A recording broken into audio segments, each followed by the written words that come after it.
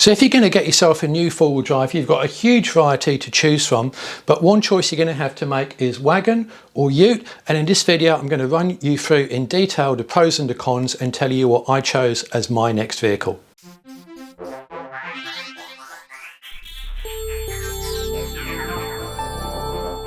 So back in the day, in this case the 1990s, there was a big difference between wagons and utes. The utes were very basic, they lacked any form of luxury, they had weak engines, they rode very harshly, they were really just basically a load carrier and that was it. So you generally tended to default to the wagon, which by comparison was much more luxurious, powerful and just a nicer vehicle to be in all round. But today things have changed. Here's an Everest and here's a Ranger. Which one is which? Well, it's hard to tell because they're actually pretty much identical from that point forward. So that's what they look like. So let's take a look at that in more detail. I'll put a line down the front wheels here, and from this point onwards, yeah, the doors are the same, looks pretty much the same, but here we can start to see a difference. You can see that the door on the Ranger is significantly smaller than the door on the Everest, the wagon, and that starts to point to the difference because utes are for load carrying and wagons more for people. So what we're really talking about is load here, and that's typically the load that you'll get into a ute. Now that yellow purple box might be 1.5 meters long, maybe a bit longer. You can see it's quite tall and box-like, and that could you could put maybe a ton of payload into a Ranger. By comparison, this is the sort of load you can typically put into a wagon, and maybe it would only have about 700 kilograms, 600 kilograms of payload or thereabouts, so quite a significant difference. Now here's some typical differences. There are many exceptions to these, but as a general rule, here's what you find. The dimensions, utes tend to be physically longer, as you can see from this diagram here, which is to scale. The brakes are different. Utes tend to have drum brakes at the front and discs at, so drum brakes at the rear and discs at the front. Wagons tend to have discs all around. The advantage of disc brakes is they dissipate heat better and they're less likely to gum up with dirt and debris and mud, although from a practical perspective that difference isn't massive these days, but all things considered you would prefer to have disc brakes. Some utes do have disc brakes all the way around. Rear suspension is a significant difference. Utes tend to have a leaf-sprung rear suspension and wagons tend to have a coil-sprung rear suspension. Now the coil gives you a more precise and accurate handling of the vehicle and a more comfortable ride. Leafs are simpler and cheaper.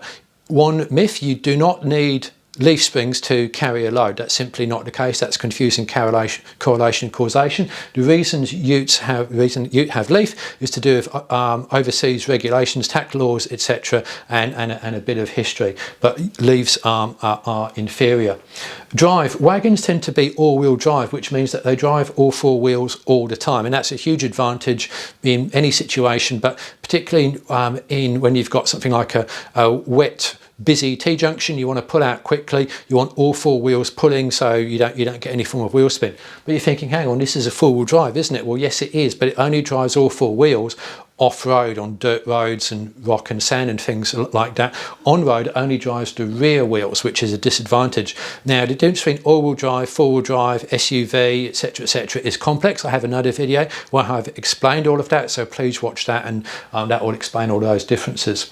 Emissions, because utes are in a different category of vehicle, and A, which is a light commercial, as opposed to an MC, which is typically a passenger four-wheel drive vehicle, then the emissions controls are a bit more lenient and therefore they don't have some complexities. Maybe they don't have the AdBlue you commonly find on diesel wagons now, for example.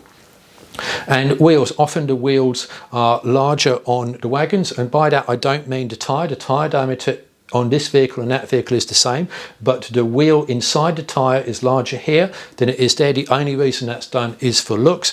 It doesn't give you any performance advantage. It's heavier, it's more fuel consumption, you're just going to scrape it on or off-road, so it's really just a looks thing and that's all. I'd go for the higher profile tyres, we call it, with a smaller wheel, same diameter tyre every day of the week, and that's typically what you find on the utes. The wagons tend to have better angles. Now what do we mean by angles? Well, this is the approach angle, which is the maximum ramp you can drive up before you scrape anything. That tends to be pretty much the same on the two. Then we come into ramp angle, but before that we've got to talk about the wheelbase, which is the distance between the front wheel and a rear wheel, and then we take the ramp angle, which is this angle here, from underneath that wheel, midpoint, and on the wagons it's a little bit better because that wheelbase is shorter. Then we've got the departure angle, and you can see that because you've got a greater overhang here with the utes, then the departure angle isn't quite as good as it is on the wagons.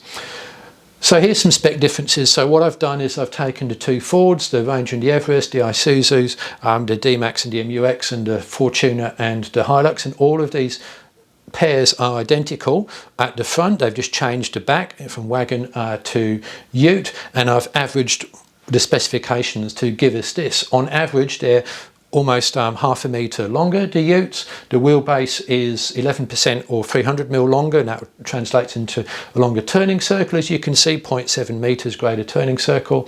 Ramp angle, a little bit worse, departure a little bit worse, and the payload is a big difference. That's the amount of weight you can put in a vehicle.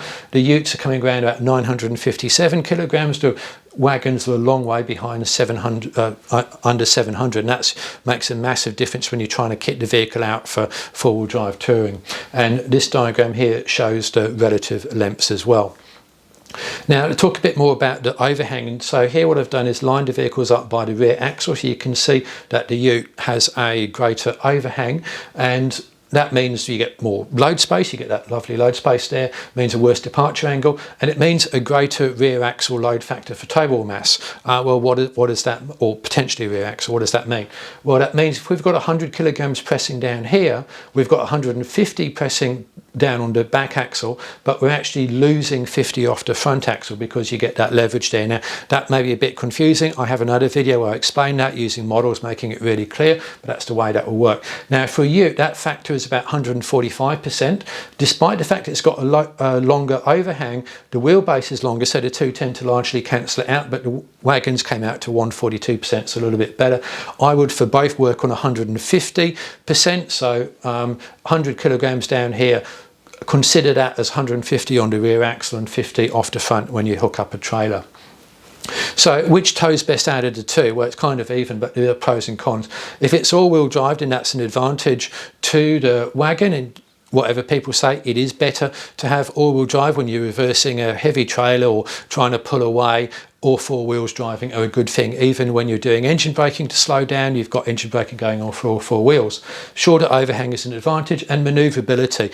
If you're trying to manoeuvre a big trailer, you want the shorter wheelbase, the shorter length, and a tighter turning circle of the wagon for sure. On the other hand, the ute has a longer wheelbase, which is better for pitch stability when towing. It's got typically heavier duty suspension, so it's better able to handle 200 or 300 kilograms of towable mass, and it's got a better payload and certainly a better rear axle limit. So if you've got that heavy trailer pressing down, you're less likely to need, the ute will handle that load better, but both of them could benefit from a suspension upgrade. Overall, I think that they're pretty even, but you're more likely to need to modify the wagon. For me, an all-wheel drive ute would be the pick out of the two. Body styles, you get more body styles with utes. So you can get a single cab ute, you can get an extra or a space cab, which is the same thing, but with a little bit extra at the back, typically a couple of seats in there. Otherwise, you can just use it for load space, and you still get loads of space at the back there. And you can get a dual cab or a crew cab ute, actually a 5-seater, but again, it's not as spacious a 5-seater as a typical wagon. Then a cab chassis, so this is what you buy without a tub on the back, as we call it, and you can put your own whatever on the back there, such as one of these, a camper like that, and that kind of explains the flexibility of the ute. You can just put so much stuff in there, and you also get cargo separation. So if you've got something you don't want to see or smell or hear in the back, like, I don't know, a load of chainsaws or tools, then that can go in the back and you don't really worry about it too much, whereas in the ute it's all one space in there, which may or may not to be your advantage. Now, the wagon fights back because, of course, that can be a 7-seater, and it's got a spacious second row. And what you can also do, you can actually delete both rows of seats, and then you've got this huge space in there, which you know, might be 2 meters long, which is longer than a ute tray. You can even potentially sleep in there, and you can access it easily from the doors. So many people just run around with 2 people in the front seat of a wagon and have all the space that they could possibly need, or take the second row out and then create a shelf there. Now, if you do remove the seats and they are permanently removed, then you may need to re-register your vehicle as a 2-seater. If they're temporarily removed, typically you don't need to do that. That's a question you're going to have to put to your road authority locally. And remember that, yeah, so with all of that gone, wagon can be very, very roomy indeed. Now, utes have a wider range of trim levels. So this is all of the range of trim levels, excluding things like special editions such as Tremors and Wild Track X's and whatever the marketing department dreamt up yesterday. Here are the Everest equivalents. You can see there's no XL poverty pack, which typically sells to fleets. So if you want something ultra basic, you typically don't find it in a wagon. Toyota did back in the day, you know, poverty pack Prados and things like that. But yeah, that's typically the way that will go. And wagons can of course go ultra luxury like the Range Rover. There's no Range Rover ute that I've seen. Cargo setup.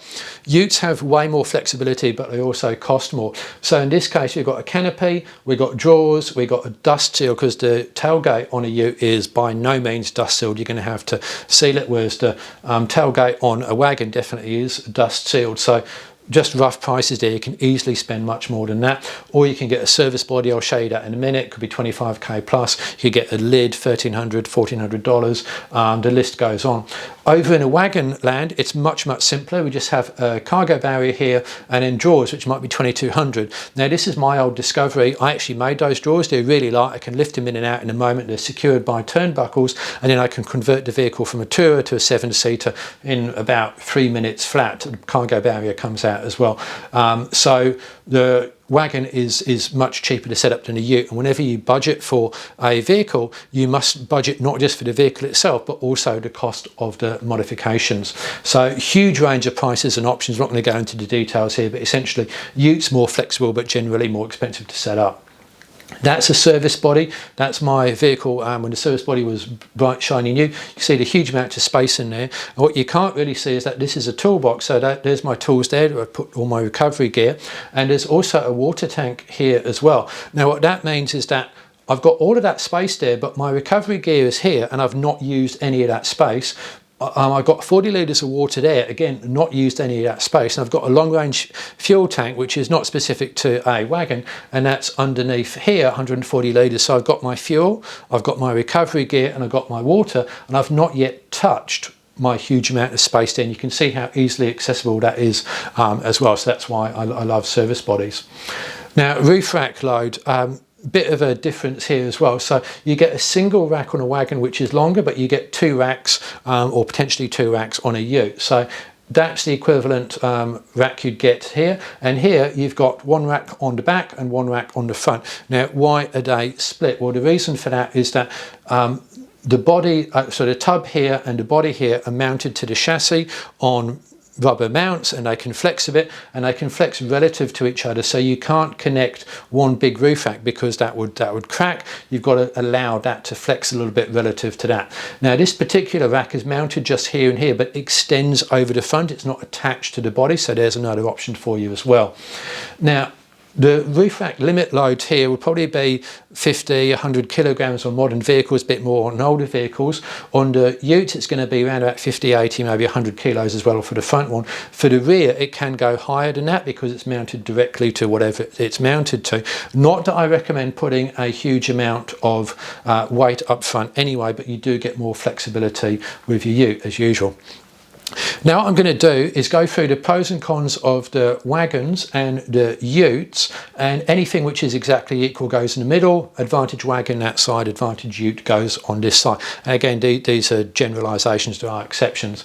So on road, we've got to give it to the wagon because it has a suspension more optimized for ride comfort, and it doesn't have to deal with up from 0 to 1,000 kilograms of payload. It only has to deal from 0 to maybe 600 or 700. So they do ride better and they do handle better, but the differences are tiny. You wouldn't get in a modern ute and think, gosh, this is awful and rough like you would 20, 30 years ago. You'd be thinking, yeah, this feels okay. You get immediately into a wagon over, you go, yeah, that's a little bit better, but it's not that much of a difference really, but it is better. Off-road, the wagons are slightly better due to their manoeuvrability, ramp angle and departure, but in practice, it really is no difference. I've never ever been in a situation where all the wagons have made it up and the utes haven't. I've never failed to go anywhere my friends in wagons haven't managed to go. And really, it's, yes, they are slightly better, but doesn't really make a difference. If someone in a wagon manages to make it and you don't, you can just say, well, look, your wagon's better than my ute. And that's probably the only reason you could use that. Towing, as I've explained, probably pretty much par for the course. Manoeuvrability, yeah, they are more manoeuvrable. Again, shorter wheelbase, tighter turning circle, not as long. But on the other hand, I've never hesitated to take my ute into any tight situation, any shopping centre, car park, anything like that. I've always managed to get it there, and it's always worked out for me. And I'm not talking a big American ute here. So yes, they have the advantage, but in practice, it hasn't really worked for me. Definitely second and third row seating. If you've got really tall teenagers, you do need to take a long, close look at a ute before you commit to one. And if you need 7 seats, well, a ute's just out of the question. The ute fights back with a huge payload, and 25% more than a wagon, 30% more, that's huge. Wagons run out of payload very, very quickly. If you put 4 or 5 people in there, you tend to be running out of payload and sheer load space as well. Safety, pretty much the same. I'm going to push it slightly towards wagon because generally manufacturers will put active safety aids more onto the wagon side than the ute side, because the buyers of the wagons tend to be more family and slightly more safety oriented than the utes. Cost per spec, if you're going to buy an XLT or GLX, one or the other, the cost is pretty much going to be line ball these days. There's not much difference. Fuel consumption, if they've got the same engines, the two weigh pretty much about the same. The fuel consumption is going to be pretty much identical, so don't need to worry about that too much. Simplicity, slightly towards the ute, again, because it doesn't have to do with the emission stuff. Fit out cost, wagon is definitely simpler, but you've got much less choice of a wagon. It's really what sort of drawers you want, whereas a ute, your imagination is really the limit. Taxes and compliance, they can vary a bit. So I pay less road tax in the ute, but I pay higher tolls. And because it's a different classification of vehicle, that sometimes plays out. In practice, again, it's much of a muchness, and it's really not something to worry about, just something to have to back in your mind that sometimes there are differences.